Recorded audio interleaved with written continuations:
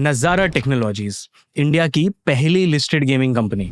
नज़ारा का आईपीओ मार्च 2021 में आया था। आईपीओ 175 टाइम्स ओवर सब्सक्राइब था और आज 4 साल बाद कंपनी ने मैसिव ग्रोथ अचीव कर ली है। कंपनी की रेवेन्यू फाइनेंशियल ईयर 2021 में 450 करोड़ थी और फाइनेंशियल ईयर 25 में रेवेन्यू 1600 करोड़ हो गई, यानी ऑलमोस्ट 4 गुना ज़्यादा। इबिडा 3.4 टाइम्स बढ़ा और पैट भी ऑलमोस्ट 4 टाइम्स। कंपनी की शुरुआत 1999 में हुई थी। उन दिनों ये टेलको गेमिंग स्पेस में था, मतलब टेलीकॉम कंपनीज के साथ पार्टनर करके उनके लिए गेम्स बनाता था। देखते ही देखते नज़ारा ने मल्टीपल सेगमेंट्स में एक्सपैंड कर लिया, जैसे mobile gaming, gamified learning, e sports and ed tech. और आज नज़ारा टेक्नोलॉजी सिर्फ इंडिया में ही नहीं बल्कि 60 से भी ज़्यादा कंट्रीज में प्रेजेंट है। लेकिन नज़ारा ने ग्लोबली इतना फास्ट ग्रोथ अचीव किया कैसे? इसका वन वर्ड आंसर है एक्विजिशंस। यस, कंपनी 2017 से ही एक्विजिशंस वाले पाथ पे चल रही है। यह उनके ग्रोथ स्ट्रेटजी का एक बहुत इंपॉर्टेंट हिस्सा है। आईपीओ से लेकर अब तक कंपनी ने 13 एक्विजिशंस किए हैं। अभी भी कंपनी एक्विजिशन स्प्री पे है। हाल ही में उन्होंने कर्व गेम्स और स्मैश में एक्विजिशंस अनाउंस किए हैं। अभी भी कंपनी के पास 700 करोड़ कैश रिजर्व्स है, तो फ्यूचर में और एक्विजिशंस हो सकते हैं। एक्विजिशंस के रूट से कंपनी यहाँ तक तो आ गई, लेकिन सवाल ये है कि क्या ये फास्ट ग्रोथ सस्टेनेबल है? क्या सिर्फ एक्विजिशंस पे रिलाई करके नज़ारा सस्टेनेबल ग्रोथ अचीव कर पाएगा? क्या इस हाइपर फास्ट ग्रोथ के पीछे कुछ चैलेंजेस भी हैं जो एज रिटेल इन्वेस्टर्स हमें ध्यान में रखने चाहिए? या ये स्टोरी बिल्कुल ही वन वे स्टोरी है कि ये कंपनी सिर्फ ग्रो ही करती रहेगी? आज के वीडियो में दोस्तों हम इन सारे क्वेश्चंस को आंसर करेंगे। वीडियो को मैंने 2 सेगमेंट्स में डिवाइड किया है। पार्ट 1 में हम नज़ारा टेक्नोलॉजीज के बिजनेस सेगमेंट्स को डिटेल में समझेंगे। इस पार्ट में हम नज़ारा के 6 इंटरेस्टिंग ग्रोथ स्ट्रेटजीज को भी डिकोड करेंगे। फिर पार्ट 2 में हम इस ग्रोथ जर्नी के 3 मेजर चैलेंजेस समझेंगे। तो पहले तो हम कवर कर लेंगे कि स्ट्रेटजीज क्या रही हैं ग्रो करने की, और फिर हम चैलेंजेस भी देख लेंगे ताकि वीडियो होलिस्टिकली कवर हो जाए। शुरू करने से पहले एक छोटा डिस्क्लेमर, ज़ीरोधा के फाउंडर्स भी नज़ारा में इन्वेस्टेड हैं, लेकिन ये वीडियो प्योरली एक एनालिसिस पॉइंट ऑफ व्यू से बनाया गया है। लाइक ऑलवेज हम कुछ रेकमेंड नहीं कर रहे। शुरू करते हैं।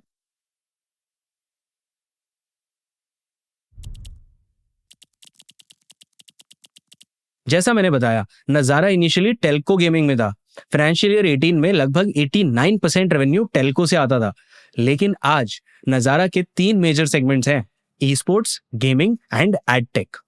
नज़ारा टेक्नोलॉजीज मोस्टली गेमिंग के लिए जाना जाता है, बट इंटरेस्टिंगली कंपनी की सबसे ज्यादा रेवेन्यू ई स्पोर्ट्स से आती है, लगभग 47%। तो चलो पहले इसी सेगमेंट को समझते हैं।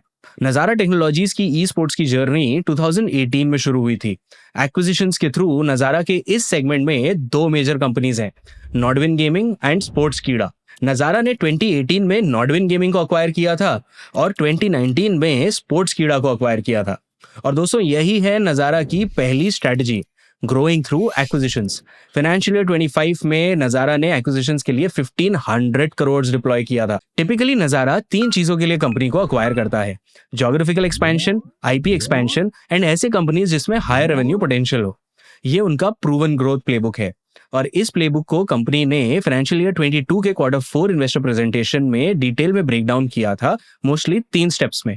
सबसे पहले नज़ारा उन ज्योग्राफीज और कैटेगरीज में इन्वेस्ट करता है जहां मार्केट अंडरसर्व्ड होते हैं एंड ग्रोथ पोटेंशियल ज्यादा होती है। उनका दूसरा फोकस होता है एग्जिस्टिंग इन्वेस्टी कंपनीज में स्टेक बढ़ाने का, जैसे किडोपिया में उन्होंने पहले 51% स्टेक लिया था और फिर 100% ओनरशिप ले ली थी। उनका तीसरा फोकस है उन कंपनीज में इन्वेस्ट करना जिनका टोटल एड्रेसेबल मार्केट बड़ा हो, स्ट्रॉन्ग लोकल मोड हो और क्लियर मोनेटाइजेशन मॉडल हो। अल्टीमेटली नज़ारा का गोल होता है कि वो अपने यूजर बेस को ग्रो करे, नए मार्केट्स में घुसे और कॉम्प्लीमेंट्री प्रोडक्ट कैटेगरीज में एक्सपैंड करे। सिंपल वर्ड्स में बोलूं तो नज़ारा हर एक्विजिशन से एक नया पजल पीस ऐड करता है ताकि उनका ओवरऑल गेमिंग इकोसिस्टम और ज्यादा स्ट्रांग बनते जाए। और यही प्लेबुक कंपनी ने हर सेगमेंट में यूज किया है। आगे भी हम गेमिंग एंड एडटेक में देखेंगे कि कैसे नज़ारा इन सेगमेंट्स में भी एक्विजिशंस के थ्रू ग्रो कर रहा है। तो चलिए अब इसके ई स्पोर्ट्स सेगमेंट में जो ये 2 एक्विजिशंस हैं, नॉडविन गेमिंग और स्पोर्ट्सकीड़ा, उसको समझते हैं। सबसे पहले नॉडविन गेमिंग। नॉडविन गेमिंग नज़ारा टेक्नोलॉजीज के टोटल ई स्पोर्ट्स रेवेन्यू में लगभग 69% कंट्रीब्यूट करता है और फाइनेंशियल ईयर 25 में नज़ारा के टोटल रेवेन्यू में 32% सिर्फ नॉडविन गेमिंग से आया था। नॉडविन गेमिंग ई स्पोर्ट्स के टूर्नामेंट्स ऑर्गेनाइज करती है। Dream hack India, BGMI master series and Valorant challenger south Asia, ये सारे इवेंट्स नॉडविन के हैं।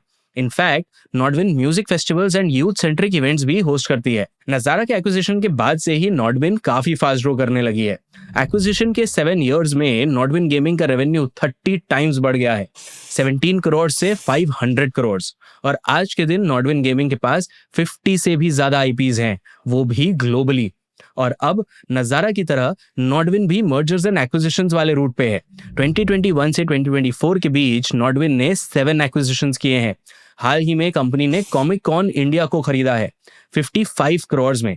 कॉमिक कॉन के बारे में अगर आपने नहीं सुना है तो मैं बता दूं कि ये company pop culture experiences organise करती है। कॉमिक कॉन वर्ल्ड वाइड ही एक काफी पॉपुलर ब्रांड है among comic and gaming lovers. India में इनके festivals majorly Delhi, Mumbai, Bangalore and Hyderabad में होते हैं। नॉडविन गेमिंग अब ग्लोबली भी एक्सपैंड कर रहा है। फाइनेंशियल ईयर 24 में इंटरनेशनल रेवेन्यू का कंट्रीब्यूशन कंपनी के टोटल रेवेन्यू में 19% था। फाइनेंशियल ईयर 25 में ये बढ़ के 41% हो गया। ये चार्ट देखो, इसमें आपको नॉडविन गेमिंग की रेवेन्यू एंड EBITDA ग्रोथ दिखेंगे। कंपनी की रेवेन्यू तो बढ़ रही है, लेकिन फाइनेंशियल ईयर 22 से EBITDA is falling. Financial year 24 and financial year 25 में तो EBITDA नेगेटिव हो गया था। ऐसा क्यों? देखो, ई स्पोर्ट्स बिजनेस में ना इवेंट होस्टिंग कॉस्ट काफी हाई होते हैं, तो EBITDA मार्जिन्स भी टाइट होते हैं। नजारा के फाइनेंशियल ईयर 25 के Q4 अर्निंग कॉल्स के हिसाब से कंपनी अभी भी इस स्पेस में कंपेटिटिव एडवांटेज बिल्ड करना चाह रही है। उनका एम शॉर्ट टर्म प्रॉफिटेबिलिटी पे नहीं है, बल्कि लॉन्ग टर्म प्रॉफिटेबिलिटी पे है।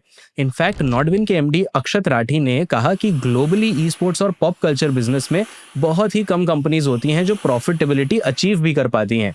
मोस्टली सारे कंपनीज लॉन्ग टर्म ग्रोथ में इन्वेस्ट करते रहते हैं और प्रॉफिटेबिलिटी ज्यादा आ नहीं पाती। एंड नॉडविन का यही प्लान है कि वो लॉन्ग टर्म में इन्वेस्ट करते रहे, बट वो पैसे भी बनाते रहे। और शायद इसीलिए नजारा ने ई स्पोर्ट्स सेगमेंट में बैलेंस बनाने के लिए 2019 में स्पोर्ट्स कीड़ा को भी अक्वायर किया। स्पोर्ट्स कीड़ा एक न्यूज पब्लिशिंग कंपनी है जो स्पोर्ट्स न्यूज कवर करती है। स्पोर्ट्स कीड़ा नजारा के ई स्पोर्ट्स सेगमेंट में रिमेनिंग 31% कंट्रीब्यूट करती है। जब स्पोर्ट्स कीड़ा अक्वायर हुआ था तब कंपनी की रेवेन्यू लगभग 14 करोड़ थी और फाइनेंशियल ईयर 25 में ये 16 टाइम्स बढ़ के ऑलमोस्ट 240 करोड़ हो गया। आज के दिन कंपनी के पास 7.4 करोड़ से ज्यादा मंथली एक्टिव यूजर्स हैं। इनमें से मेजॉरिटी यूजर्स US से हैं। फाइनेंशियल ईयर 2023 में टोटल रेवेन्यू में US का कंट्रीब्यूशन लगभग 65% था। इसी ज्योग्राफी पे डबल डाउन करने के लिए स्पोर्ट्स कीड़ा ने 2023 में US बेस्ड PFN यानी प्रो फुटबॉल नेटवर्क को अक्वायर किया था। स्पोर्ट्स कीड़ा का ग्रोथ ट्रेंड देखें तो EBITDA मार्जिन काफी हेल्दी रहा है। फाइनेंशियल ईयर 25 में EBITDA मार्जिन 32% था। कंपनी रेवेन्यू के साथ प्रॉफिटेबिलिटी पे भी फोकस कर रही है। तो ई स्पोर्ट्स सेगमेंट में एक तरफ high revenue low margin Nodwin है एंड दूसरी तरफ लो रेवेन्यू हाई मार्जिन स्पोर्ट्स कीड़ा है। नजारा का total e sports segment performance देखें तो ये सेगमेंट ऑपरेशनली प्रॉफिटेबल है। ये चार्ट देखो, फाइनेंशियल ईयर 18 से फाइनेंशियल ईयर 25 तक रेवेन्यू ऑलमोस्ट 200 टाइम्स बढ़ गया है। EBITDA भी फाइनेंशियल ईयर 20 से पॉजिटिव रहा है। तो बेसिकली देखो, आपको क्या समझ में आया कि ई स्पोर्ट्स में 2 तरह के इसके बिजनेस लाइंस हैं। एक इसके लिए प्रॉफिट जनरेट करती है, कैश जनरेट करती है।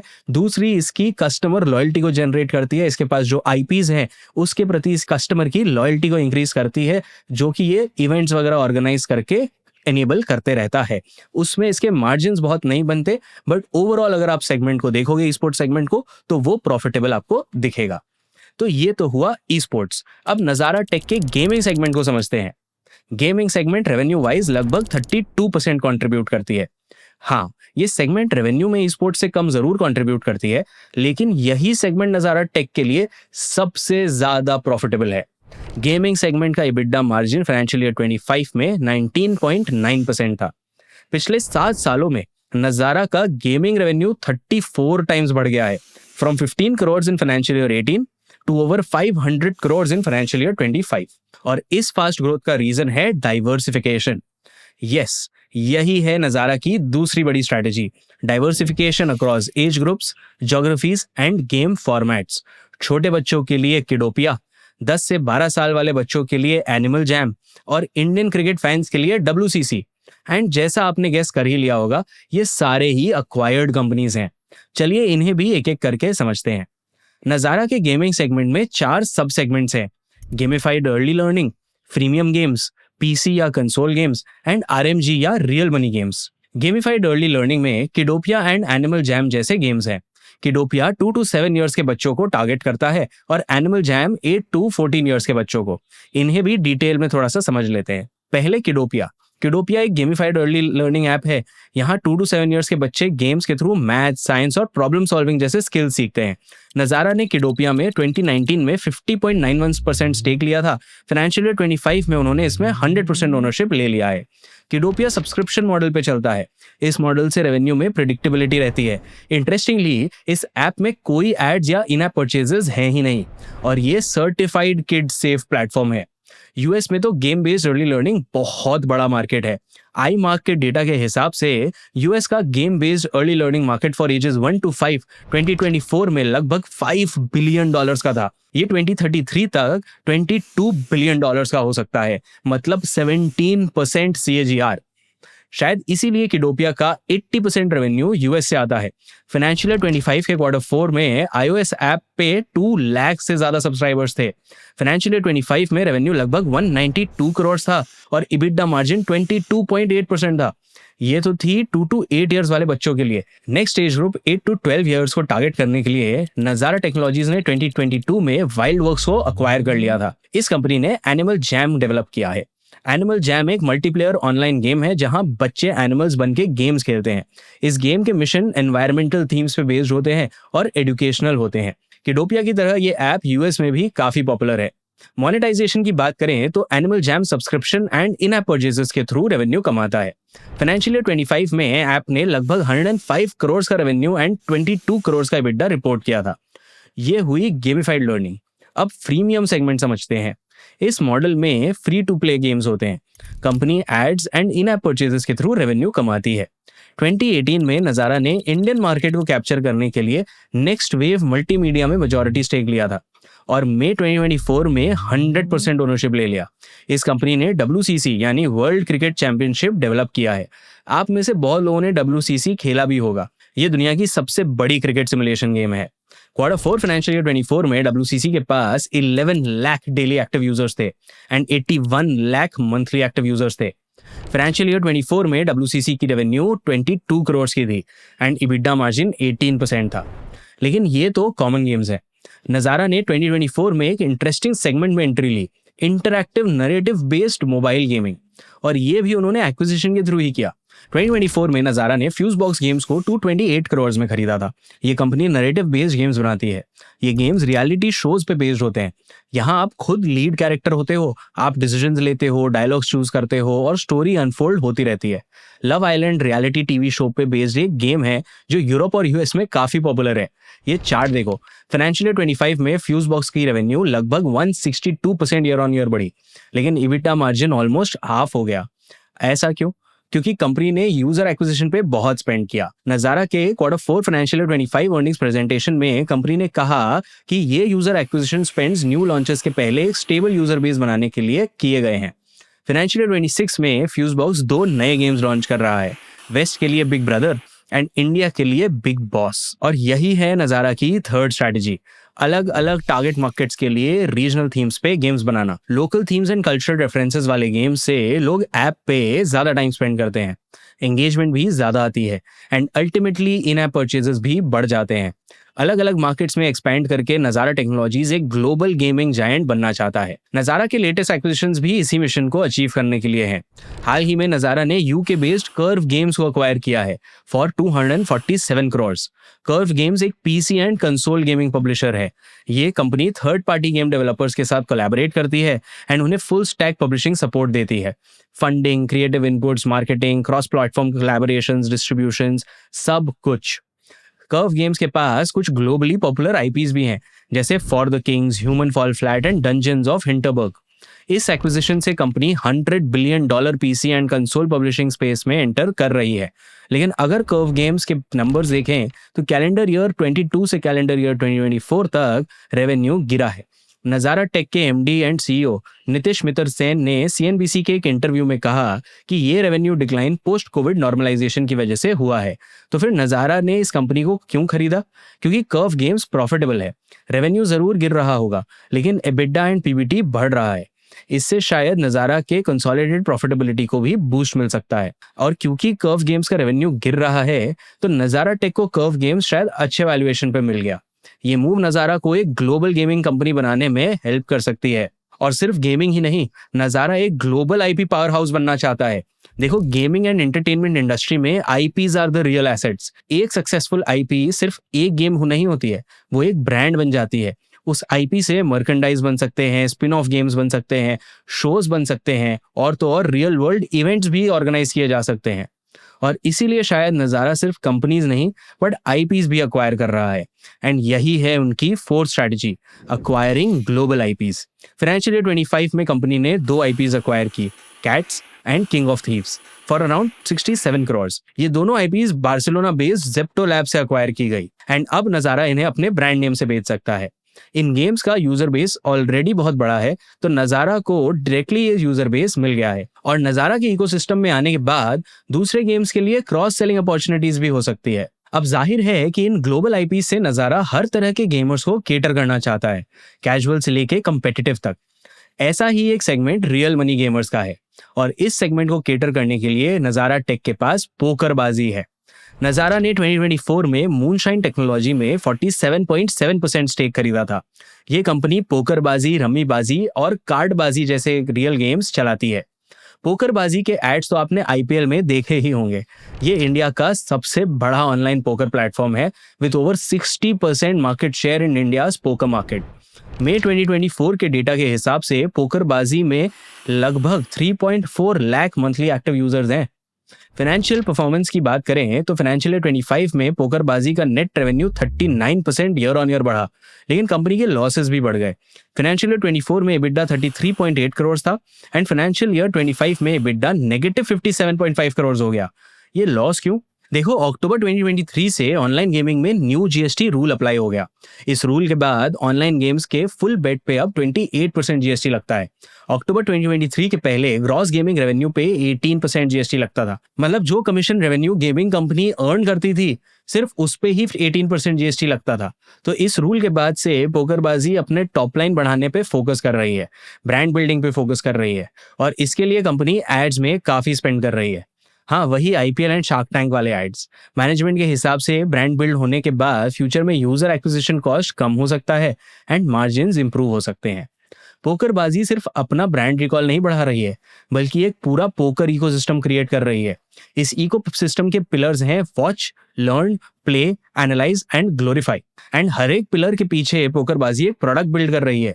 फॉर एग्जाम्पल, वॉच के लिए उन्होंने पोकर टीवी ऐप बनाया है, लर्न के लिए पोकरबाजी स्कूल ऐप बनाया है, एंड एनालाइज के लिए पोकर शॉर्ट्स टूल है, जो आपके गेम प्ले को एनालाइज करके आपको इंप्रूव करने में हेल्प करता है।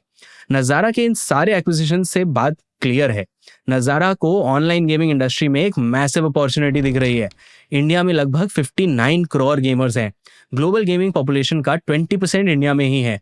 आज के दिन इंडिया में 1900 गेमिंग कंपनीज हैं, और हर साल 11.2 बिलियन मोबाइल गेम डाउनलोड्स होते हैं। 2029 तक एक्सपेक्टेड है कि इंडिया का ऑनलाइन गेमिंग सेक्टर 78,000 करोड़ हो जाएगा। 2024 में ये सेक्टर लगभग 32,000 करोड़ का था। लेकिन सिर्फ ऑनलाइन गेमिंग ही नहीं, अब लोग रियल वर्ल्ड में भी इमर्सिव एक्सपीरियंसेस ढूंढ रहे हैं। फिजिकल गेमिंग जोन्स, आर्केड्स और इंडोर प्ले स्पेसेस, ये सब का भी डिमांड बढ़ रहा है। और शायद इसी डिमांड को देखते हुए कंपनी ऑफलाइन गेमिंग में भी एंटर कर रही है। तो अभी तक तो कंपनी ऑनलाइन गेम्स खिला रही थी, ऑनलाइन पोकर खिला रही थी लोगों को, बट अब कंपनी ऑफलाइन भी जा रही है, और यही है इनकी 5th strategy, getting into offline gaming. दिसंबर 2024 में नज़ारा ने फंकी मंकीज में 60% स्टेक लिया था। Funky monkeys offline gaming and entertainment centres चलाता है for 1 to 12 year old kids. इनके पास अभी इंडिया में 11 सेंटर्स हैं। इंटरेस्टिंगली, फंकी मंकीज एंड किडोपिया के टारगेट ऑडियंस सिमिलर हैं, तो शायद ये दोनों कंपनीज कोलैबोरेट करके एक दूसरे के सर्विसेज क्रॉस सेल कर सकते हैं। इनफैक्ट, फंकी मंकीज के थ्रू किडोपिया का अडॉप्शन इंडियन मार्केट में भी बढ़ सकता है। ऑफलाइन गेमिंग में डीपर पेनिट्रेट करने के लिए नज़ारा को हाल ही में स्मैश को अक्वायर करने का भी अप्रूवल मिल गया है। स्मैश एक ऑफलाइन गेमिंग कंपनी है। ये company sports themed entertainment centres operate करती है। इसमें bowling, arcade, cricket simulators and go karting जैसे गेम्स होते हैं। कंपनी सचिन तेंदुलकर बैक्ड है एंड बहुत ही फास्ट ग्रो कर रही थी, लेकिन शायद ये ग्रोथ लोन्स के दम पे हो रहा था। पैंडेमिक के टाइम स्मैश का फुटफॉल खत्म हो गया और कंपनी अपने फाइनेंशियल ऑब्लिगेशंस में डिफॉल्ट करने लगी। The company owes around 452 crore to its lenders. Finally मई 2022 में कंपनी ने इंसॉल्वेंसी के लिए फाइल कर दिया और इस बैंकरप्ट कंपनी में नज़ारा को एक अपॉर्चुनिटी दिखी। अभी तक तो वो ऑफलाइन गेमिंग मार्केट में फंकी मंकीज के थ्रू सिर्फ बच्चों को टारगेट कर रहे थे, लेकिन स्मैश के थ्रू वो बड़ों को भी टारगेट कर सकते हैं। एंड ऑफलाइन मॉडल का सबसे बड़ा एडवांटेज होता है lesser acquisition and marketing cost, तो इस मॉडल में मार्जिन्स हायर हो जाते हैं। बेसिकली अब नज़ारा गेमिंग के हर फॉर्मेट, हर एज ग्रुप एंड हर ज्योग्राफी में प्रेजेंट है। चलो नज़ारा के गेमिंग सेगमेंट को क्विकली समराइज कर लेते हैं, इसके बाद हम आगे की चीजें देखेंगे, आगे के सेगमेंट्स देखेंगे और वो जो 3 चैलेंजेस है वो भी डिस्कस करेंगे। गेमिंग सेगमेंट का रेवेन्यू फाइनेंशियल ईयर 25 में लगभग 500 करोड़ था एंड ये सेगमेंट कंपनी के लिए सबसे ज्यादा प्रॉफिटेबल है with a blended 19.9% EBITDA margin. Gaming में भी नज़ारा ने एक्विजिशंस का रूट लिया है और कंपनी वेल डाइवर्सिफाइड है across game formats, demographics and geographies. बच्चों के लिए उनके पास ऑनलाइन फॉर्मेट में किडोपिया एंड एनिमल जैम है एंड ऑफलाइन फॉर्मेट में फंकी मंकीज है। प्रीमियम मॉडल में फ्यूजबॉक्स एंड WCC है, RMG में पोकरबाजी और बाकी सारे बाजी गेम्स हैं। एंड अब 2 नए acquisitions curve games and smash से नज़ारा PC gaming and offline gaming में भी एंटर कर रहा है। तो अब चलो चलते हैं थर्ड रेवेन्यू स्ट्रीम पे, जो कि है एडटेक रेवेन्यू। नज़ारा टेक्नोलॉजीज के पास बहुत सारी कंपनीज हैं जिनके बहुत सारे ऐप्स हैं जिन पे बहुत सारे यूजर्स एंगेज कर रहे हैं, गेम्स खेल रहे हैं। तो ये जितने भी फ्री टू गेम्स हैं, फ्री टू प्ले गेम्स हैं या जो फ्रीमियम ऐप्स हैं, इन पे आपने देखा होगा कि एड्स चलते हैं। अब एड्स किसके चलते हैं? आपने अगर एड्स ब्लॉक कर रखे हैं, अगर आप आईफोन यूजर हो तो वो गेम्स के एड्स दिखाते रहेंगे आपको, दूसरे गेम्स के। और अगर आपने एड्स को ब्लॉक नहीं कर रखा है या अपने डेटा को प्राइवेट नहीं कर रखा है, सिक्योर नहीं कर रखा है, आप अगर एंड्रॉयड यूजर हो तो भी आपको बहुत सारे चीजों की एड्स दिखाई जाएगी, जैसे आपको इंस्टाग्राम पे दिखाई जाती है। और वो जो 10 सेकंड के एड है ना, जो स्किपेबल नहीं होते हैं, 10 सेकंड का आप देखो उसके बाद स्किप कर सकते हो, तो ये सारा एड का जो डेटा बैकएंड है, जो भी आर्किटेक्चर है, वो डेटा वर्क से एक कंपनी है जिसको नज़ारा ने अक्वायर किया था, उसके थ्रू इनेबल किया जाता है। बाकी जो कंपनीज हैं, मान लो वो स्विगी हो, जोमेटो हो, एग्जाम्पल ले रहा हूँ, कोई भी कंपनीज है जिसको यूजर्स तक पहुंचना है, वो नज़ारा टेक्नोलॉजीज के पास आ सकती है, कह सकती है कि भाई मुझे इस तरह के यूजर बेस को टारगेट करना है, इस तरह के यूजर सेगमेंट को टारगेट करना है, और ये उन कंपनीज के लिए एड्स रन कर सकती है थ्रू डेटावर्क्स। नज़ारा ने 2022 में डेटावर्क्स में 55% स्टेक लिया था। डेटावर्क्स एक एडटेक कंपनी है जो अपने क्लाइंट्स के लिए टारगेटेड एड कैंपेन्स रन करती है और एनालिटिक्स के through return on ad spend यानी ROAS को इंप्रूव करने में हेल्प करती है। नज़ारा के इकोसिस्टम में जुड़ने से डेटावर्क्स को ऐसे बहुत सारी कंपनीज का, क्लाइंट्स का एक्सेस मिल गया और नज़ारा को एक strong data driven user acquisition tool मिल गया जो ये लेंड कर सकता है बाकी कंपनीज को। डेटावर्क्स नज़ारा को सही यूजर सही कॉस्ट पे अक्वायर करने में खुद भी हेल्प कर सकता है, ताकि खुद नज़ारा की भी बेटर टारगेटिंग हो, बेटर कन्वर्जन हो और बेटर ROI आ सके। और सिर्फ खुद के IPs नहीं, बल्कि डेटावर्क्स से नज़ारा दूसरे गेमिंग कंपनीज को भी अपने सर्विसेज ऑफर कर सकता है, और जो कंपनीज अच्छा परफॉर्म कर रहे हैं उन्हें शायद नज़ारा फ्यूचर में खुद ही अक्वायर कर ले। तो देखो कितना अमेजिंग सा एक इकोसिस्टम बना रखा है। और यही है नज़ारा की 6th strategy, building the infrastructure for the gaming ecosystem. नवंबर 2024 में डेटावर्क्स ने भी स्पेस एंड टाइम नाम के कंपनी में मेजॉरिटी स्टेक लिया है। Space and time UK based growth marketing and media agency है। इस एक्विजिशन से नज़ारा की एडटेक वर्टिकल और स्ट्रांग हो जाएगी। नंबर्स की बात करें तो फाइनेंशियल ईयर 25 में एडटेक वर्टिकल की रेवेन्यू सबसे फास्ट ग्रो की, लगभग 230% ईयर ऑन ईयर। फाइनेंशियल 25 में इस वर्टिकल के रेवेन्यू 345 करोड़ थे और EBITDA मार्जिन 5.7% था। एज अ रिजल्ट एडटेक का कंट्रीब्यूशन टू टोटल रेवेन्यू भी 9% से बढ़ के 21% हो गया। तो दोस्तों ये थे नज़ारा टेक्नोलॉजीज के business segments and 6 growth strategies.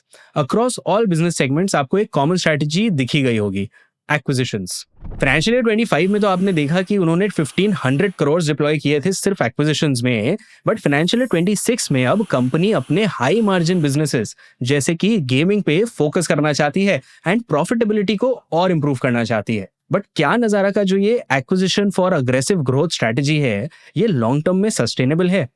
चलिए वीडियो के नेक्स्ट सेगमेंट में नज़ारा के इस जर्नी में 3 मेजर चैलेंजेस समझते हैं। सबसे पहला चैलेंज है बढ़ते एक्सपेंसेस, और ये तो आपने गेस भी कर ही लिया होगा। आईपीओ से FY25 तक नजारा टेक के रेवेन्यूज फ्रॉम ऑपरेशंस तो 3.6 टाइम्स बढ़े हैं, लेकिन कंपनी के टोटल एक्सपेंसेस भी 3.6 टाइम्स बढ़ गए हैं। Advertising and promotional expenses 1.6 times बढ़ गए हैं and employ benefit expenses almost 6 times बढ़ गए हैं। बढ़ते एक्सपेंसेस की वजह से कंपनी का पैट फाइनेंशियल ईयर 25 में गिर गया from 75 crore in financial year 24 to 51 crore in financial year 25। और इसमें ना उसका भी इम्पैक्ट है, वो जो जीएसटी वाला चेंज हुआ ना लॉ, उसका भी इसमें एक इम्पैक्ट है।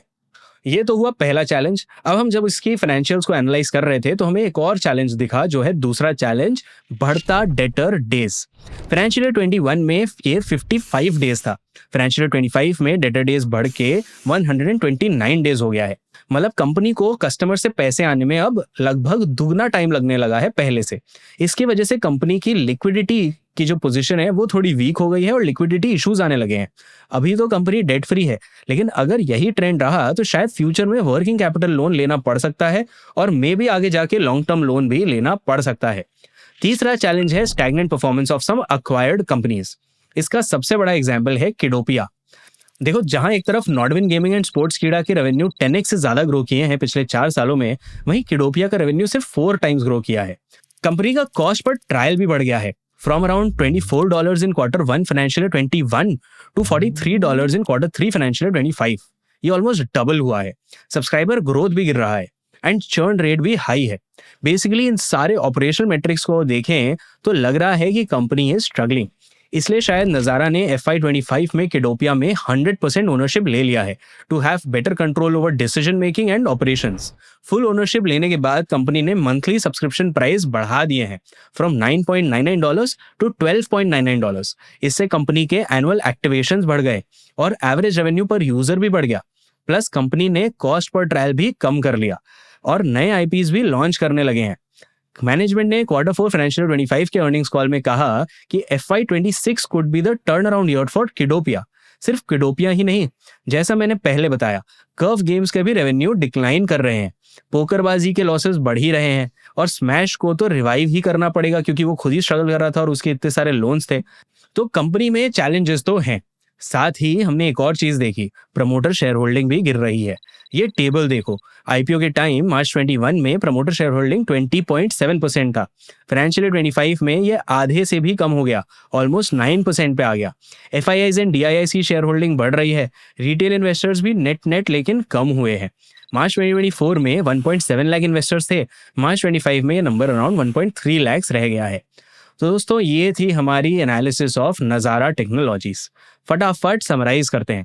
नज़ारा टेक इंडिया की पहली लिस्टेड गेमिंग कंपनी है। इनका आईपीओ मार्च 2021 में आया था और तब से फाइनेंशियल ईयर 25 तक कंपनी का रेवेन्यू 3.6 टाइम्स बढ़ गए हैं। That's a CAGR of 38%। और इस ग्रोथ का सबसे बड़ा रीजन है एक्विजिशंस। नज़ारा के 3 बिजनेस सेगमेंट्स हैं, e sports, gaming and edtech. तीनों सेगमेंट्स में ही कंपनी ने एक्विजिशंस करके ग्रो किया है। एक्विजिशंस के साथ साथ कंपनी के ग्रोथ के पीछे 5 और स्ट्रेटजीज हैं: diversification, regional games, acquiring global IPs, offline gaming and building the infrastructure for the gaming ecosystem. इन सारे अग्रेसिव स्ट्रेटजीज से कंपनी ग्रो तो कर रही है, but it comes at a high cost. हमने नज़ारा के 3 चैलेंजेस भी आइडेंटिफाई किए हैं: high ad expenses, increasing data days and stagnant performance of some acquired companies. ये चैलेंजेस अगर परसिस्टेंट रहे तो कंपनी के लिए लॉन्ग टर्म ग्रोथ सस्टेनेबिलिटी मुश्किल हो जाएगी। आपको क्या लगता है, क्या नज़ारा इन स्ट्रैटेजी से ग्लोबल गेमिंग कंपनी बन पाएगा, या इनके चैलेंजेस इनके ग्रोथ को अनस्टेबल बना देंगे? अपने थॉट्स हमें कमेंट्स में ज़रूर बताना। हम और कौन से टॉपिक्स कवर करें ये भी बता देना। और एक बात ध्यान रखना, हम वीडियो में कुछ भी बताते हैं तो वो एनालिसिस पॉइंट ऑफ व्यू से होता है। हम कोई इन्वेस्टमेंट रिकमेंडेशंस नहीं दे रहे हैं। हम नहीं कह रहे हैं कंपनी अच्छी है या खराब है। मैं हूं आपका एनालिस्ट शांतनु जैन। मिलता हूं आपसे नेक्स्ट वीडियो में।